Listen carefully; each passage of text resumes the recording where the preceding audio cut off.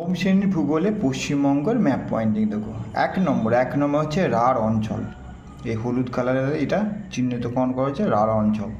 2 নম্বর তরাই অঞ্চল, দেখো তরাই অঞ্চল দেখানো হয়েছে, এটা তরাই অঞ্চল গোটাটা। 3 নম্বর পশ্চিমবঙ্গের চা উৎপাদক অঞ্চল, তোমরা এই সবুজ কালারের দার্জিলিং আর কালিম্পং দেখতে দেবে চা উৎপাদক অঞ্চল। চতুর্থ একটি সমুদ্র সৈকত দেখিয়ে দেবে তোমরা দীঘা, একটি সমুদ্র সৈকত পর্যটন কেন্দ্র।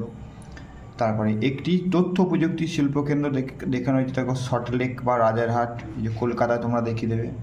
6 অযোধ্যা পাহাড় পুরুলিয়ায়, তোমরা 6 নম্বরে অযোধ্যা পাহাড় দেখিয়ে দেবে। 7 ভারতের একটি পেট্রো রসায়ন শিল্প, দেখো হলদিয়া হচ্ছে পেট্রো রসায়ন একটা শিল্প। 8 একটি রেল ইঞ্জিন নির্মাণ শিল্প, দেখো চিত্তরঞ্জন, এই যে চিত্তরঞ্জন সবুজ কালারের চিত্তরঞ্জন তোমরা দেখিয়ে দেবে। 9 ভারতের একটি বায়ু শক্তি কেন্দ্র হচ্ছে